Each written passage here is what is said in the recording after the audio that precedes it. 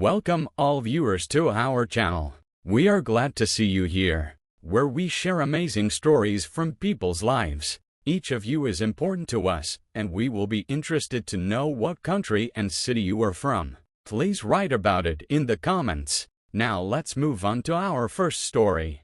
Marcus Williams was born in 1953 in a small town in South Louisiana.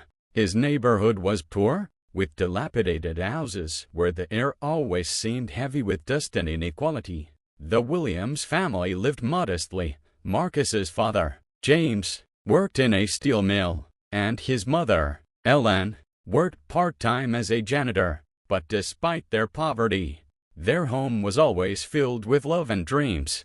James himself was a baseball player in his youth. He played in a black amateur league because mixed teams were unthinkable in the 1940s. Markjus grew up listening to his father's stories about the great players they called the kings of black baseball. "See this old glove?" James said, pulling a worn leather piece from the chest. "I used to catch dreams with it, son.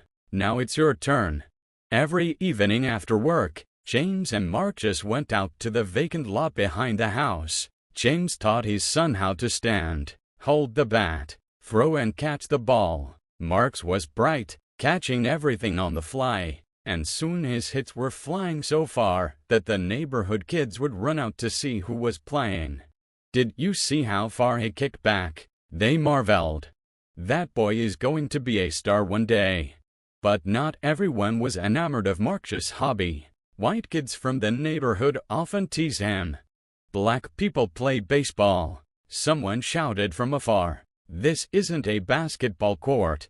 "Hey, you better go pick cotton, boy," laughed another voice. Markjus tried to ignore it. His father had taught him, "Their words mean nothing, son. Your battle is not with their hatred, but with yourself. You must become better every day than you were yesterday." These words became a mantra for Marcus. He always strived to do better, never allowing himself to stop, even when his peers were playing in the streets. He kept practicing, envisioning himself in big stadiums with the stands exploding with applause. But his dreams were distant, almost unattainable. In those days, racism was an integral part of society, and the possibility of a young black man making it to professional baseball seemed like something out of the realm of fantasy. By the time Markjus entered John Calhoun High School, he already knew the world was divided not by who was better at the game, but by who had the right to prove it. The school, like the rest of the town, was a symbol of racial division. White students occupied the front desks, the best sections of the gym, and the first seats in the bleachers during school games. Blacks, on the other hand, were kept in the back, and even their cafeteria was worse lit and worse cleaned. Markjus had known what it was like to be different since he was a kid, but at school, it was especially noticeable. The first time he went to the bulletin board where they post information about sports, his eyes immediately fell on the words, "Recruiting for the school baseball team." His heart thumped. This was a chance to prove that he could be not just the best in his neighborhood, but the best of all time. Already at the first practice, however, he felt the cold stare of Rick Holmes, the team's coach. Holmes was a large man with a square jaw and a stern expression. His face seemed to freeze into a grimace of displeasure whenever he looked at someone he felt was not right for the team. Markjus heard Holmes talking to one of his assistants. "Is that a new one?" Coach asked, nodding toward Markjus. "Yeah, Williams. They say he's playing well," answered the assistant. "Oh, yeah. Let's see what this kid can do. Honestly, I wouldn't waste my time. Baseball is a sport for those who understand tradition." Markjus heard and felt everything inside him clench. He knew Holmes was talking about his skin color, but he also knew he wasn't going to let it stop him. On the field, the white players looked at Markjus with smirks. One of them, Jerry, the local star of the team, approached him with a mocking smile. "Listen, buddy," he said, tossing the ball into Mark's hands. "You don't belong here. You must have mistaken the baseball field for the backyard of your house. This is a serious game." Markjus didn't answer anything, just squeezed the ball in his hands and continued to warm up. When practice began, he proved to be at his best. His strokes were accurate, his serves were lightning fast, and his agility and reactions surpassed even the most experienced players. The white guys who had laughed at first began to look at him differently. But Holmes remained indifferent. When the training was over, he caught the assistant and said loudly, so that the whole hall could hear, "You know, I don't care how fast he runs or how far he kicks. It's guys like him that break the spirit of the team. They don't understand what it means to respect the sport." Those words struck Markjus deeper than he had expected. He felt anger boiling inside him, but he suppressed it. His father had always taught him, it's not the anger that matters, it's how you use it. Markjus approached Holmes after the training.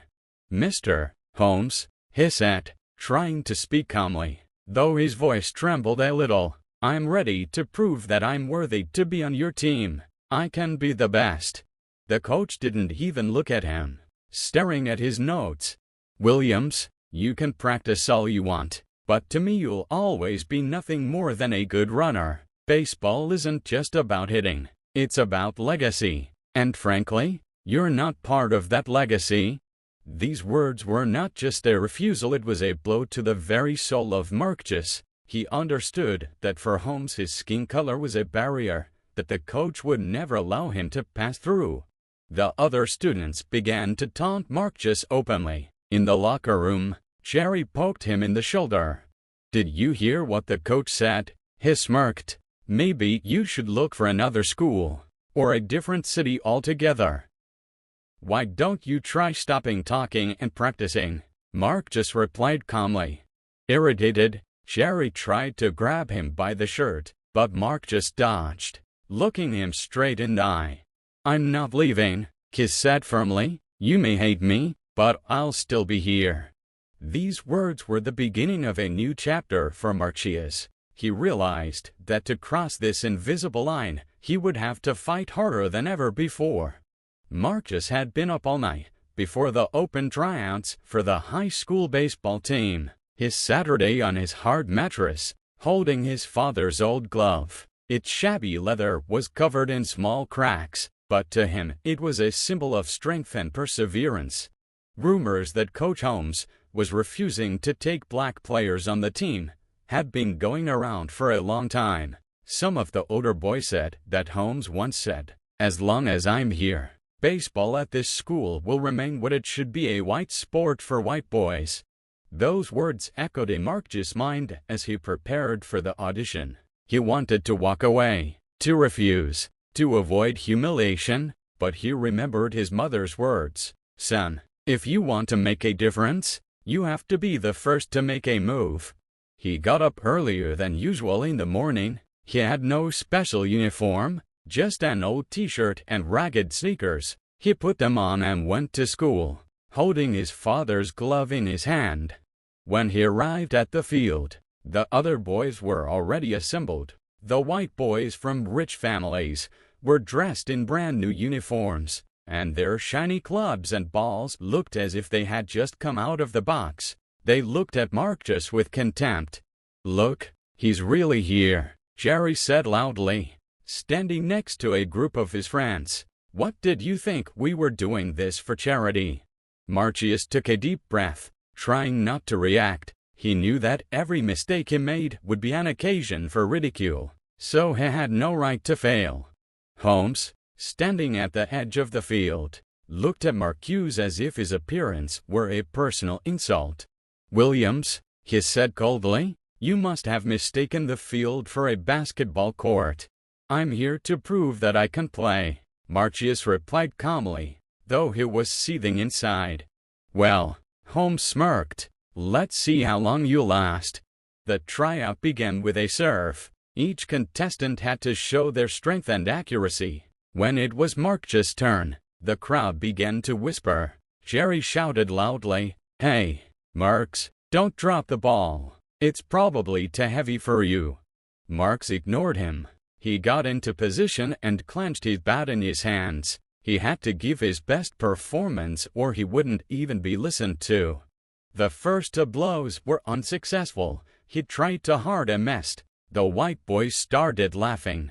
"Coach, maybe he should go back to his home field," shouted someone from the crowd. Holmes did not interface. He enjoyed the sight. Markjus closed his eyes, remembering his father's words. "Don't think about them. Focus on the ball. Your goal is not to prove anything to them. Your goal is to be better than yourself." He opened his eyes, took a deep breath, and prepared for the next shot. The ball flew, and this time he hit it accurately. The ball flew high into the sky and landed far outside the field. There was silence. Even Jerry didn't know what to say. Markjus hit a few more times, and each time the ball flew farther and farther away. His agility, speed, and accuracy were evident. Holmes watched silently, but there was no admiration on his face. He looked as if someone had made him drink a bitter mixture.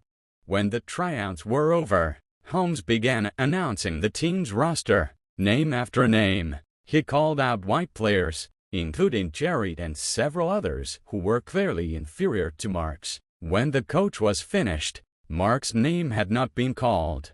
Markjus approached Holmes, trying to hide his disappointment. "Mr. Holmes," he said, "you've seen what I've done. I deserve a place on the team. Why wasn't I chosen?" The coach folded his arms across his chest and looked down at him. "Williams, you can be Jackie Robinson, but you don't play on my team. You understand me?" These words struck Markjus like lightning. He felt resentment fill his chest, but he said nothing. Instead, he gritted his teeth, turned and walked away, feeling the stares of the other players on his back.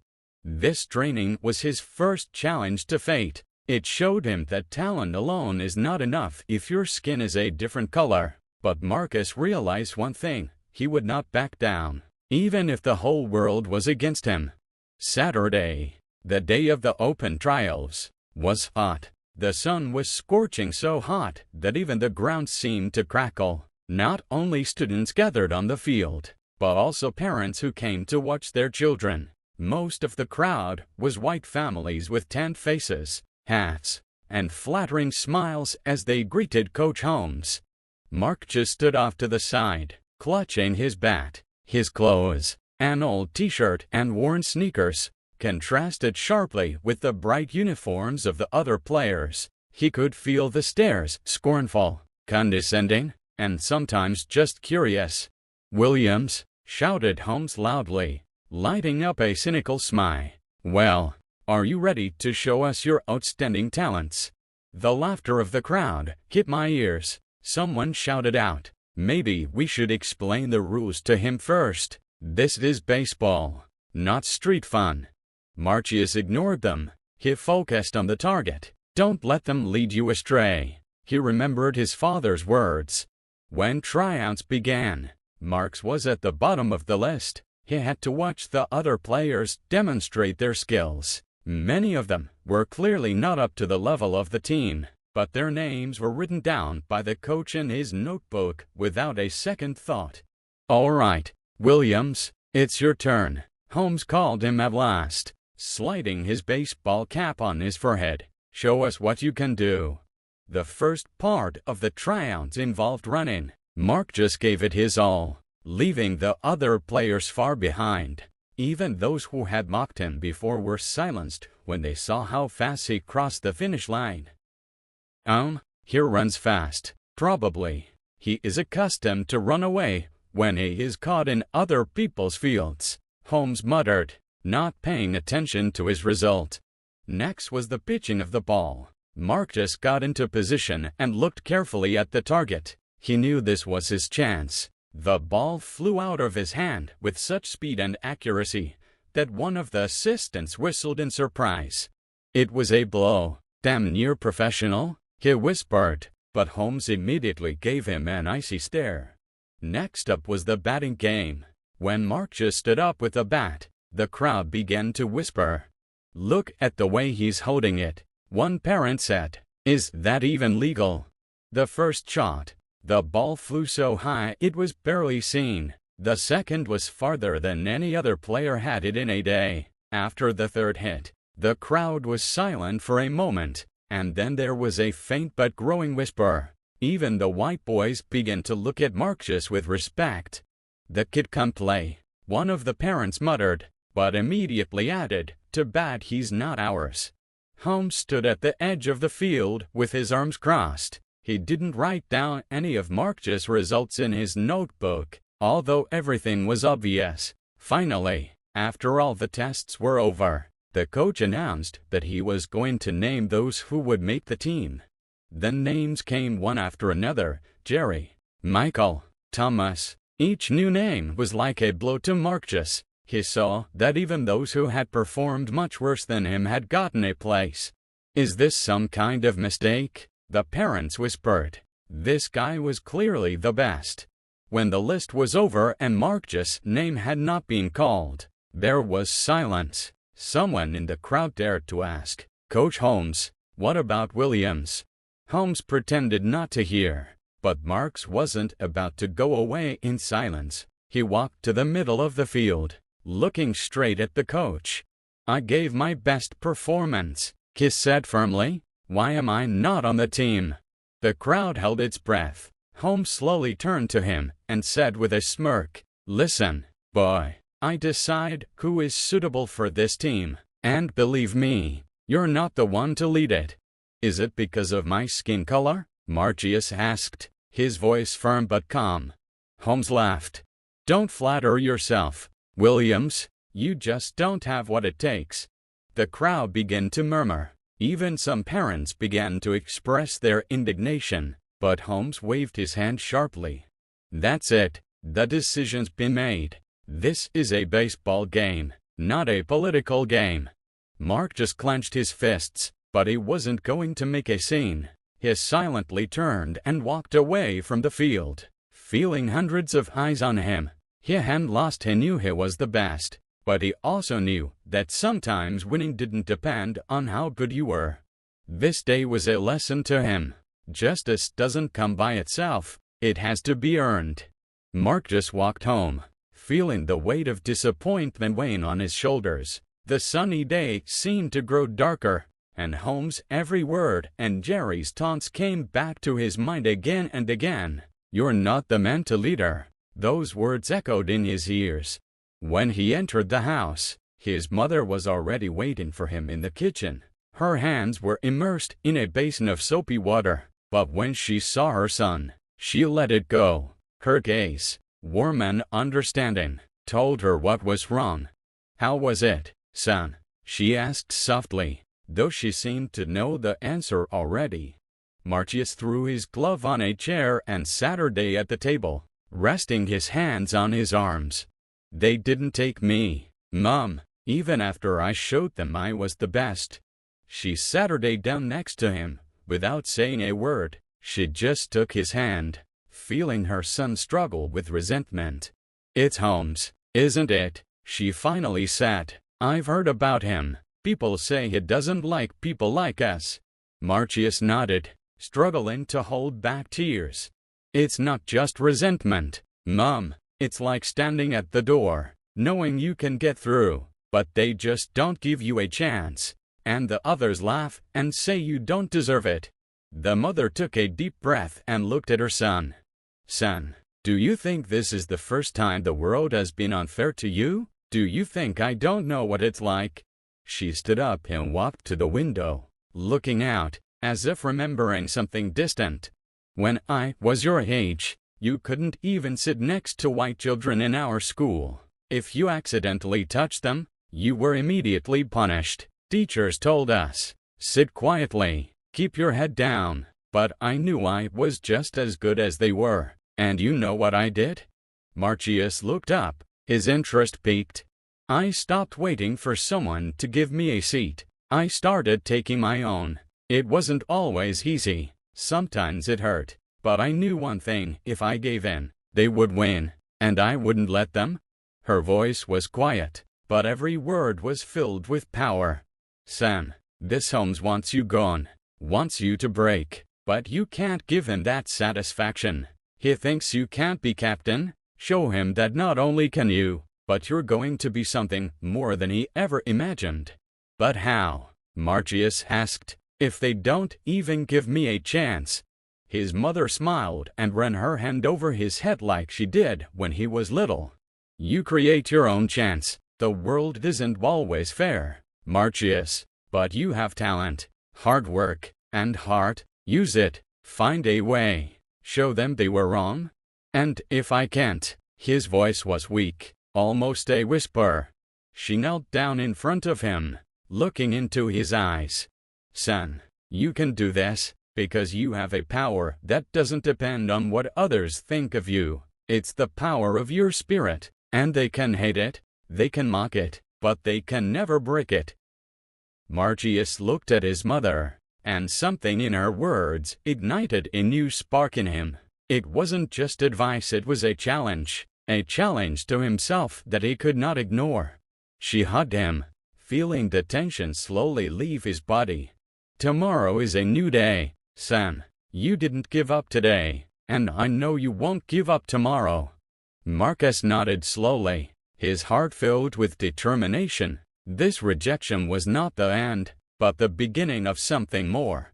Markjus woke up at first light. He had set himself a goal to become a better player. Despite Holmes's rejection, his mother's words stuck in his head. "You create your chance." Now every morning began with practice.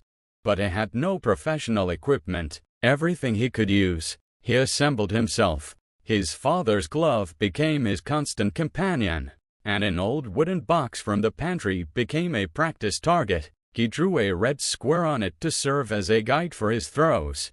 Instead of professional balls, he used rocks and tennis balls. The bat his neighbor had given him was old and worn, but in Markjus' hands, it became an instrument of change. Every day after school, he went to a vacant lot nearby. The place had long been abandoned, but to him it was his own personal field. It was covered in weeds and the fences creaked in the wind, but Markjus saw it as just another challenge. He would start with a warm-up jogging around the circle, stretching, a few speed exercises, then he would start pitching. He would stand on a makeshift slide presenting strong opponents in front of him. Every time the ball hit the square on the box, he imagined he was hitting an out. "You'll never make the team, Williams," Holmes' voice echoed in his head often, but instead of breaking him, those words spurred Markjus on. When it was time to hit, he threw balls to himself. He stood with the bat, focused on the ball, and hit hard, sending it far into the grass. His hands ached and the skin on his palms cracked, but he didn't stop. However, his efforts did not go unnoticed. The guys on Holmes' team often saw him practicing. Jerry and his friends sometimes came to the vacant lot specifically to taunt him. "Look, our star player," Jerry shouted one day when he saw Markjus kick the ball once again. "What are you doing here, Williams? There's no room on this team." Markjus didn't answer. He continued practicing, ignoring their jeers, but Jerry kept up. "You know why you'll never make the team? Because you're black. You can swing that bat all day long, but it's not gonna make a difference." This time Markjus stopped. He turned to Jerry, his gaze calm but firm. "Maybe you're right. Maybe I'll never be accepted, but when I'm the best, you'll all realize it's not because of my skin color. It's because you're afraid I might be better than you." Jerry laughed, but there was something like doubt in his eyes. He turned and walked away, but those words left a mark. One day, as Mark was practicing, he was approached by Mr. Garrison, an elderly neighbor who used to be a baseball coach. He stood at the fence and watched Mark hit ball after ball. "You've got a strong kick, kid," he said, stepping closer. Markjus turned around, surprised at the attention. "Thank you, sure. Look, I know you didn't make the team," Harrison continued, "and I know why, but that doesn't mean you should give up. If you want, I can help you. Markjus looked at the old man incredulously. Why do you want to help me? Because I see in you what I saw in myself when I was your age. You're not afraid of a challenge, and that's what counts. So, how about I show you a couple moves? From then on, Harrison became his mentor. He showed him how to hold the bat correctly, how to throw the ball with the right speed and accuracy. He taught him tactics that Markus had never even known before. Every day, Markjus grew stronger. He got up earlier and worked longer hours. He knew the world would not change by itself, but it could change himself. He practiced until dark, sometimes even by the light of a street lamp that barely burned on the corner of a vacant lot. His hands were blistered and his feet ached from the constant running, but he didn't complain. Every day is a chance to be better, Harrison told him. You can be just like the others, or you can be the exception. Which do you choose? Markjus always chose the latter. He no longer thought of Holmes's words or Jerry's taunts. His thoughts were only of the future. He knew that one day he would have a chance, and he would be ready to take it. Fall brought the high school baseball season, and expectations around the Holmes team were high. Local newspapers were already running articles with headlines like, "Our champions are ready to win another trophy." Parents, students, and school administrators believed in success, as the team had dominated the league for years. But the first match turned out to be a disaster. The opponents from the neighboring district beat them with a crushing score. The players couldn't keep up the pace of the game, and their defense looked like it didn't even exist.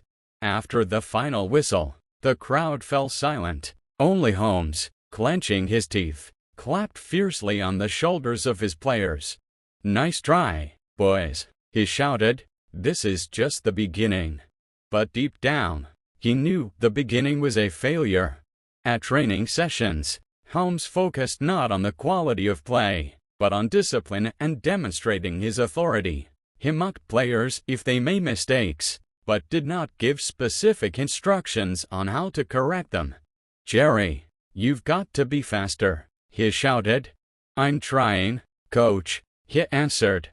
"Trying isn't enough. You think the enemy will wait until you deign to run to the base." The team began to lose confidence. Jerry, whom Holmes called his star player, was not good at pitching. His throws were weak and inaccurate, and he regularly missed on the rebound. The players, selected by Holmes only for their looks and privilege, could not stand up to the competition. They were physically unfit, and their team spirit began to fade after the first defeats.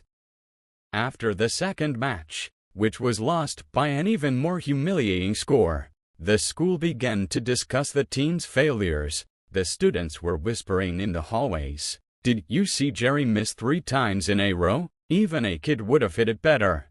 And Tony, he almost tripped over his own feet." Parents, who were the team's biggest fans, started asking questions. At the PTA meeting, one mother said, "Coach Holmes, we trusted you, but right now our team looks like a joke. What are you going to do?" Holmes, red-faced, replied, "We've had a couple of tough matches. Give the guys time. We'll make up for it." But his words sounded hollow. People saw the difference between how the team looked on the field and what he promised. The local newspaper, the Springfield Herald, ran an article with the headline, "What Happened to Our Team?" The article detailed the mistakes of the players and pointed out the shortcomings of the coach. Lack of structure, poor physical conditioning, and inexperienced players were key reasons for the team's losses. The author wrote, "The question is, why did Coach Holmes, who for years boasted of his infallibility, make such poor player choices?" This article provoked a strong reaction. It was discussed in schools, cafes, and even at bus stops. People began to remember that there was a player at the tryouts who stood out from the rest. "What was his name?" someone at the local diner asked. "Williams, that black guy. He was incredible, wasn't he?" "Yeah, But Holmes didn't even give him a chance. This talk began to reach the coach's ears, and his irritation grew.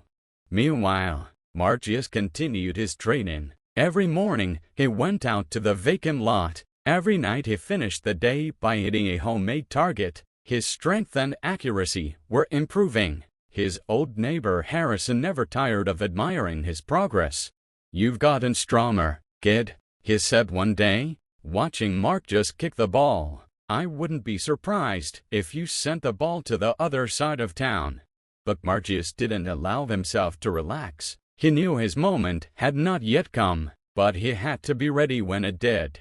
Amidst his efforts and progress, Holmes' team continued to fall further and further down. Each new match turned into another defeat. After another failure, the newspaper again wrote, "Why wasn't Marcus Williams given a chance?" This article openly criticized Holmes, alluding to his racist prejudices. Sometimes the best players are left out, not because of a lack of talent, but because of the bias of those who make the decisions. The final paragraph read, "It was the first time the public spoke openly about injustice." Holmes felt that the ground was going out from under his feet. In the teacher's lounge, he was asked questions. "Is it true that you refused Williams only because of his skin color?" "Nonsense," answered Holmes, but his confidence was already shaken. Every team loss and every article about Mark's raised the pressure on the coach. The crowd no longer clapped him on the shoulder. Now everyone looked at him with distrust and judgment. He knew one more defeat and his credibility would be destroyed. The day was windy, and thick clouds covered the sky, making it gray and sullen. As usual, Markjus was practicing in an abandoned vacant lot. The ball bounced off the old wooden box with a loud thud, echoing in the stillness. Drops of sweat glistened on the young man's face, but he didn't stop. Each blow was powerful, precise, almost perfect.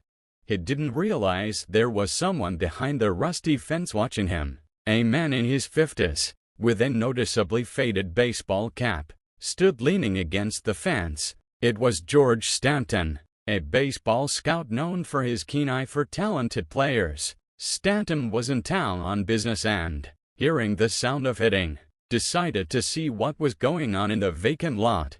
He was amazed. The guy he saw in front of him didn't just play, it was as if he lived in every movement. His speed, strength, and concentration were at a level rarely seen even among professionals. After several minutes of observation, Stanton stepped into the vacant lot. The sound of his footsteps made Markjus turn around. When he saw the stranger, he was alert. "You play well, boy," Stanton began, taking off his cap and wiping his forehead. "Thank you," Markjus replied briefly, not stopping his training. "My name is George Stanton. I'm a scout, and I'll tell you straight up, I haven't seen anybody kick a ball like that in a long time. What team do you play on?" Markjus stopped, his face darkening. "Man," he answered, lowering his gaze. "How's that?" Stanton wondered. "With talent like that, you should be on the team." Markjus threw the ball into his glove with such force that the sound echoed across the vacant lot. "I don't want people like me." Stanton frowned upon hearing this. "People like you? What do you mean?"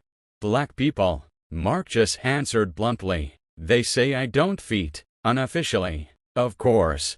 Stanton's eyes narrowed. His face grew serious. "Who exactly is saying this?" "Coach of the high school team, Holmes. He took everyone on the team who's worse than me, but not me, because he doesn't like my skin color." Stanton took a deep breath, thinking about what he had heard. He had many thoughts in his head, but one of them was particularly vivid. This guy shouldn't stay in the shadows. "Listen, Markjus," Stanton said, stepping closer. "You've got a lot of potential, and I don't care what this Holmes guy says. Let's check something out." He picked up the ball from the ground and, smiling, added, "Show me your best pitch." Markjus was wary, but agreed. He got into position, concentrated, and took a shot. The ball flew so fast that the air around it seemed to shake. "Damn it!" Stanton exclaimed, almost falling over in surprise. It was almost professional speed. Markjus shrugged his shoulders as if it were a common occurrence. "Now try to kick it," the scout said, tossing the ball to Markjus. The young man took the bat and got into position. Stanton threw the ball, but it didn't even realize what had happened before he heard the sound of impact. The ball flew so far away that he couldn't even see it. "Jesus, kid," Stanton said, laughing confusedly. "Do you know what you just did?" Markjus was silent, waiting for the continuation. "You just proved that you're not just good. You're fucking great." But not everything went smoothly. When Stanton returned to the local baseball association to spread the word about Markjus, he encountered resistance. "You want to bring us another black boy," said one of his colleagues, an older man with a sarcastic tone. "That boy plays better than half your league," Stanton replied sharply. "George, you know how it works. Talent is one thing, but sponsors, fans, they're not always ready for that kind of change." Stanton clenched his fists, trying to contain his anger. "If they're not ready, that's their problem, and I don't intend to leave this guy out in the wasteland just because someone can't handle their prejudices." Despite opposition, Stanton decided to take a chance. He offered Markjus the opportunity to participate in an unofficial tournament that brought together young talent from around the state. It was his chance to go beyond the school walls and prove that skin color didn't matter. "Are you ready for this, boy?" he asked Markjus, handing him the invitation. Markjus looked at the paper and clenched it in his hand.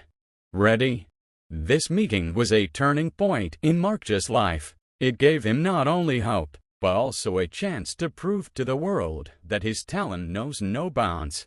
Markjus woke up early in the morning.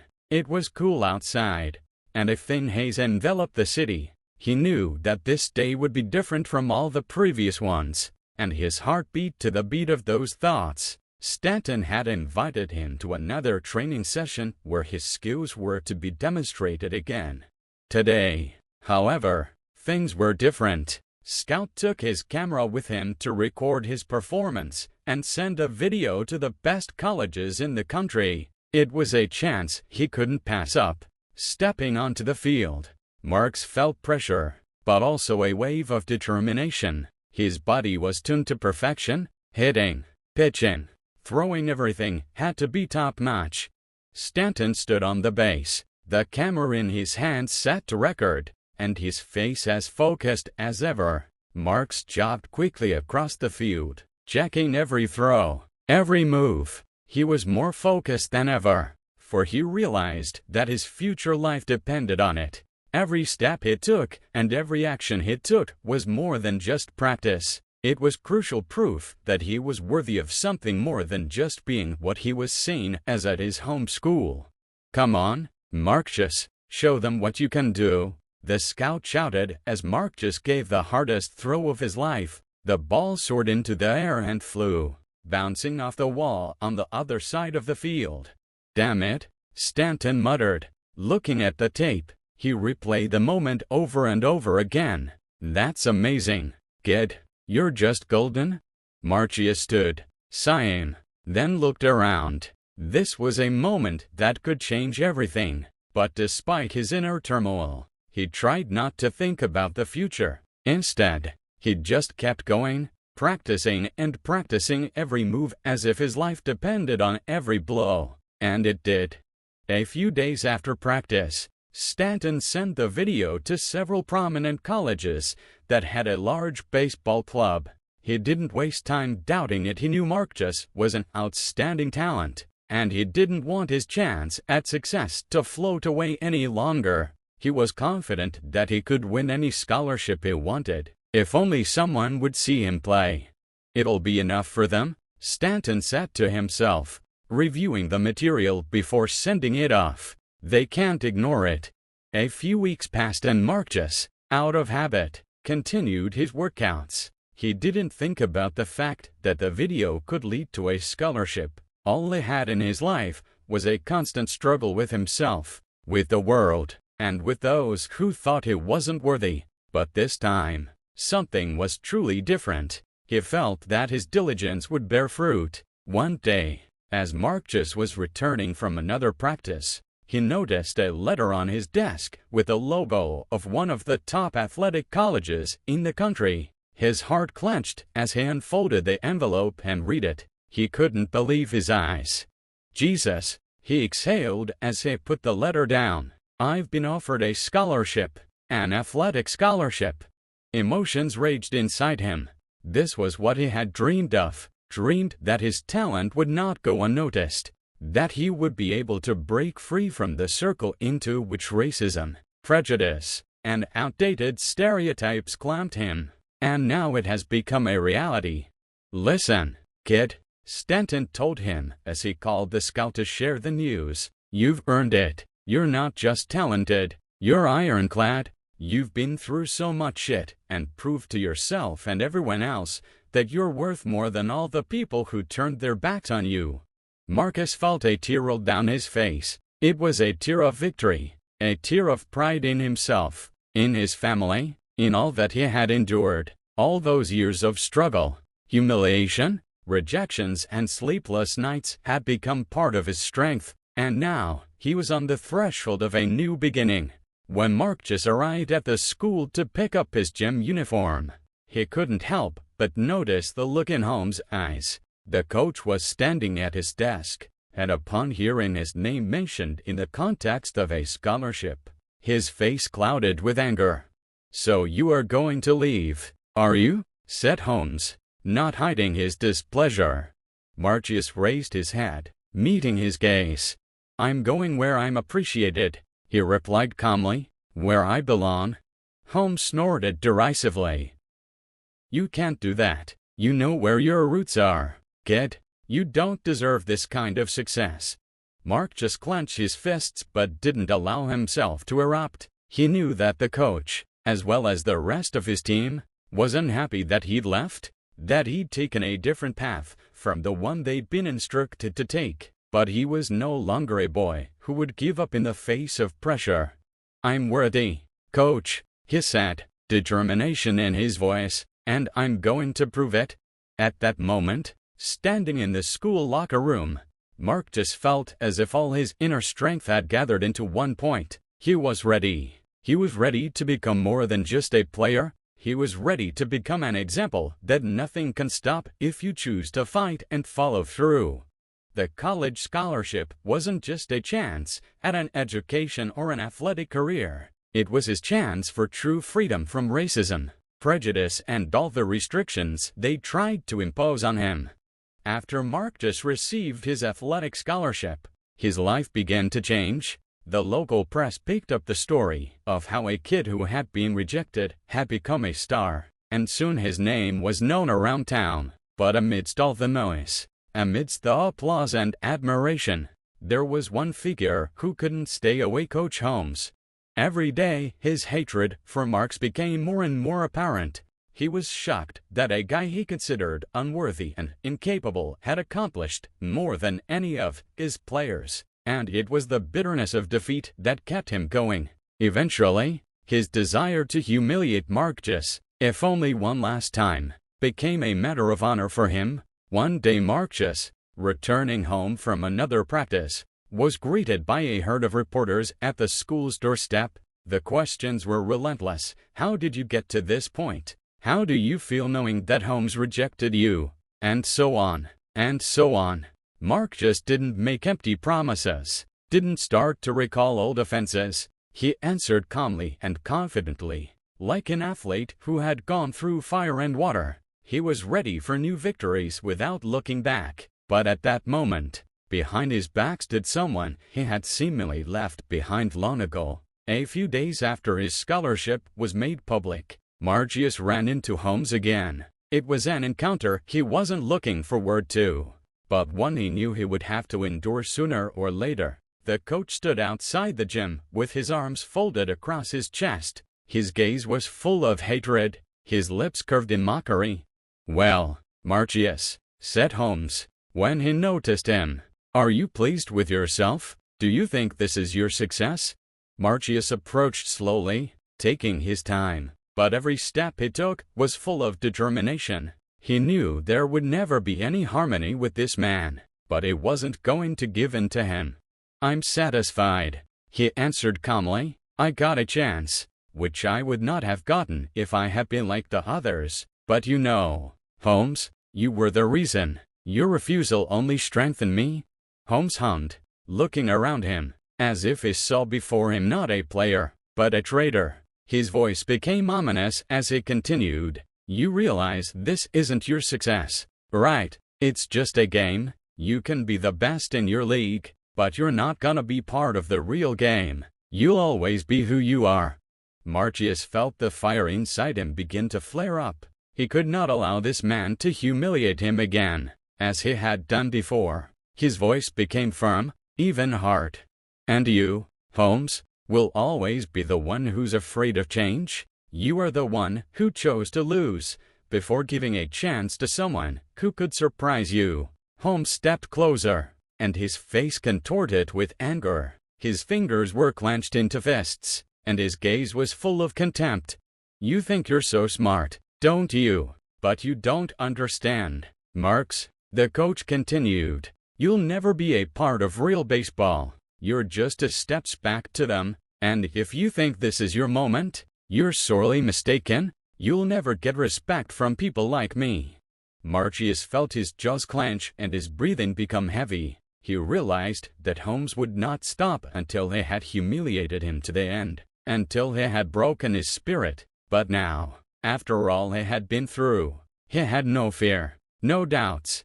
"Holmes, you don't understand," said Markjus, looking at him with a contempt he had never felt before. "You sit still, clench your fists, but in life you will always defer to me. I will do everything you could not. I will not submit to the old traditions and your rules. You're a symbol of the past I left behind, and I'm not going to look at you anymore." These words, like a hurricane, burst into the coach's soul. He stood looking at the young man, realizing that he had gone far ahead, and could not restrain his anger. Inner helplessness came over him desperately, but instead of answering anything, he turned and walked away in silence. Markjus stood without moving as Holmes disappeared around the corner. He felt his chest fill with a sense of victory, but not joy. This victory was not an insult to the coach. It was a victory over the stereotypes and biases he had fought his entire life. He knew there was still much to go through, but this last meeting with Holmes had given him confidence. He was not one to let others break his fate. He was the one who would decide his own path. No matter how Holmes tried to humiliate him for the last time, Markjus had long ago left behind all the walls that the man had tried to erect around him.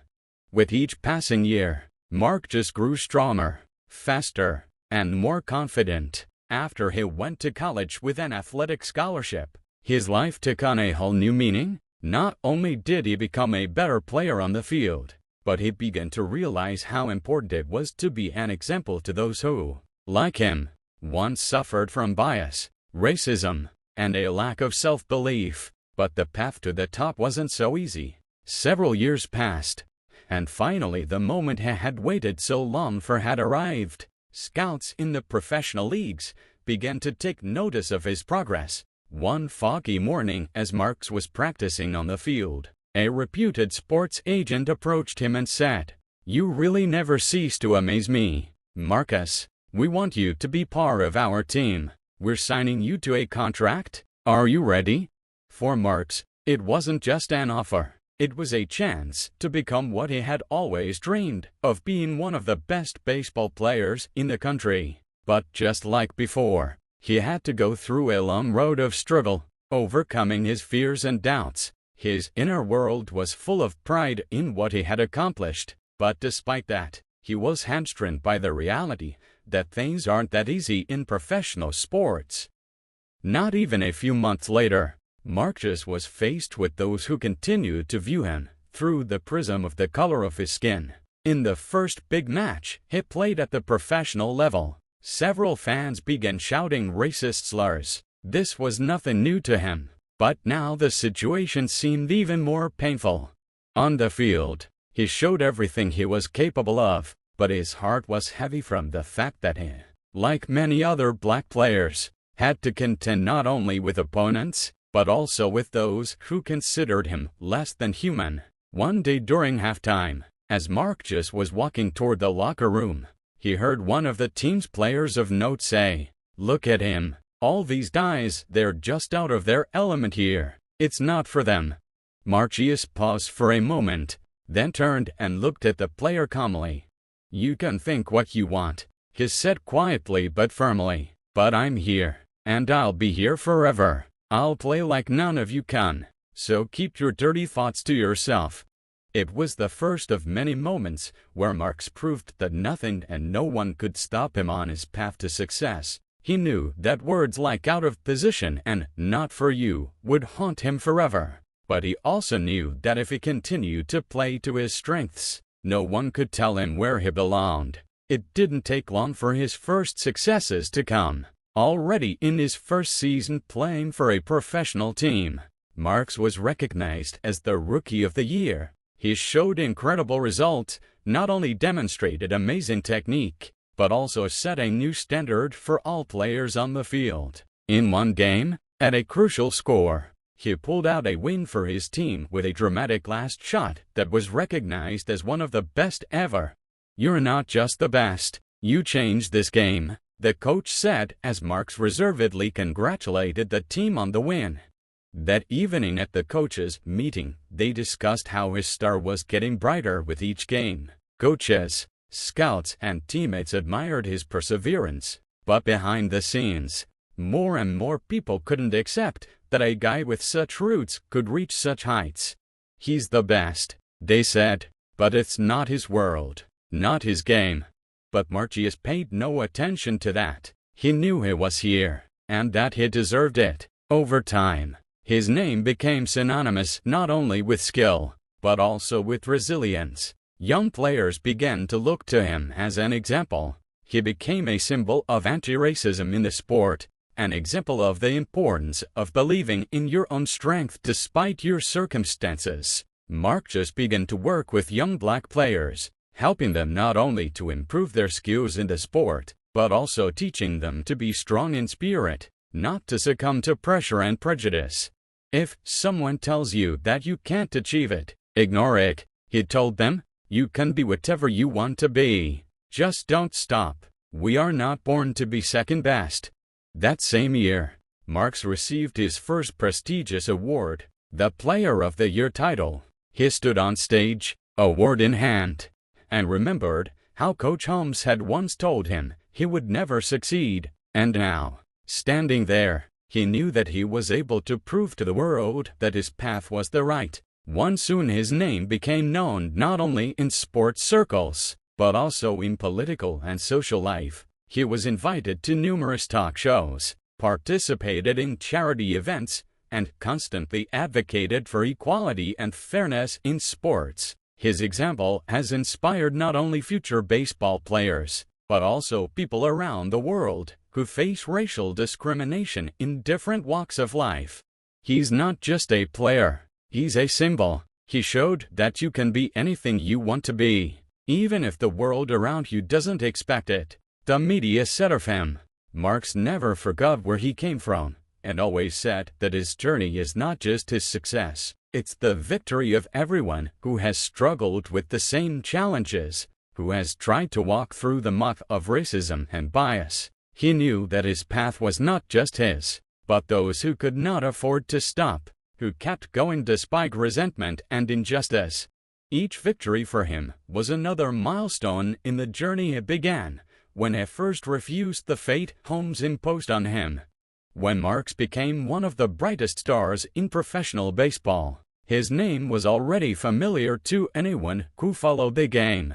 His career was full of accomplishments, but despite all the accolades, personal records, and high-profile victories, for him it was more than just a sport. It was his battle for equality and the right to be heard in a world where he and others like him were only expected to fail. One day, after an important match in which his team won the championship, Markjus returned to the practice field where he had once started. There were new players standing around, and as he walked by, he could hear them talking about him. "This guy is living proof that you can be anything you want to be," said one of the young players. "He came from something we all experience, and now his name is on everyone's lips." "He used to be a nobody, right? His coach didn't even want to look at him, and now he's a champion," added another. With those words, with that confession, one of the youngest players who was on the field with him came up to him. "Marqus, you're an example to me. I don't know how you got through all this, but you showed me that anything is possible. I want you to teach me how to fight." Markjus stopped and looked at the boy. There was a light in his eyes that he had once lost, but now he was determined to pass it on. "You're already on the right track," he replied, his voice firm but full of respect. "It all starts with believing in yourself when no one else does. I know you can do what I can do, too. But remember, all of this takes work. You're going to get doors shut to you. You're going to get people trying to break you down. But if you stay standing, you're going to get noticed. And when that happens, don't forget why you started." But it wasn't all rosy. At the highest levels of Major League Baseball, Markjus had to deal with racism, as he had before. In one game, when he made an incredible throw that secured a win for his team, shouts filled with contempt erupted from the other side of the field. Fans from a neighboring sector shouted such insults that even his teammates became wary. "What are you, a guy? You're just one of those," said one of the opposing players, smiling crookedly. "You don't even realize that you don't belong here." Markjus felt his blood boil, but instead of responding with words, he kept playing, doing everything he could to make the victory even more convincing. He knew words could hurt, but his actions were far more powerful. The more they tried to humiliate him, the higher he rose. "Say, it's your game," the coach told him, approaching him after the match. "When they can't beat you on the field, they start attacking you verbally. You won despite that, and that's the most important thing." In the following seasons, Markjus continued to solidify his position in world baseball. He won major tournaments, won gold medals, and set new records. Each victory was not just a result of his physical abilities, but a lesson to those who thought that there was no place for people like him in sports. He proved that no stereotypes or racism can limit talent and ambition. One of the highlights of his career was the match in which Markjus scored the decisive goal to win the championship final and the title of Most Valuable Player. After the win, he stood on the field holding his trophy and stared into the cameras. His words became a true manifesto. "This moment is not just for me. It's for everyone who has ever heard that they couldn't be a part of something great. It's for everyone who has faced bias, who has fought for their dreams no matter what. I've been there, and I've proven that it doesn't matter where you come from or what color you are. What matters is your belief in yourself and what you can do."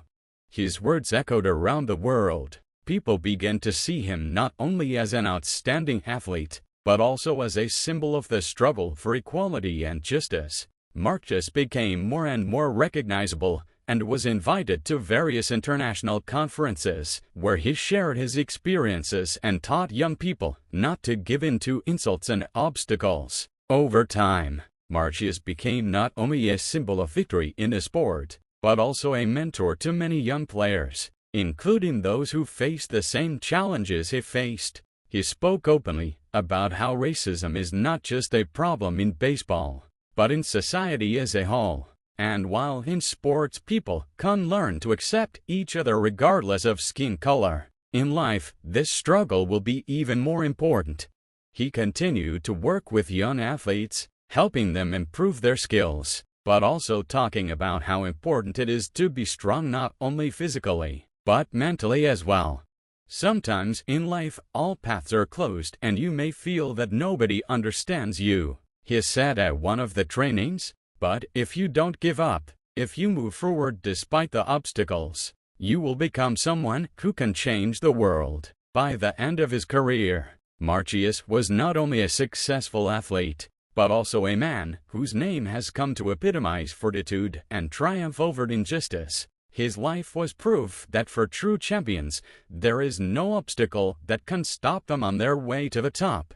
With each passing year, he became a more influential figure and the baseball world began to give him the respect he deserved, not only for his accomplishments on the field, but also for his efforts off of it. He became a living example for future generations, an example of how important it is to fight for your dreams, despite any difficulties and obstacles that may be encountered along the way. Markjus left his mark on history not only as a great player, but also as a man who, despite all odds, was able to turn fate in his direction and become an inspiration to thousands of people around the world. Thank you for your attention and for letting this story be a part of your day. Take care of yourself and your loved ones. See you again.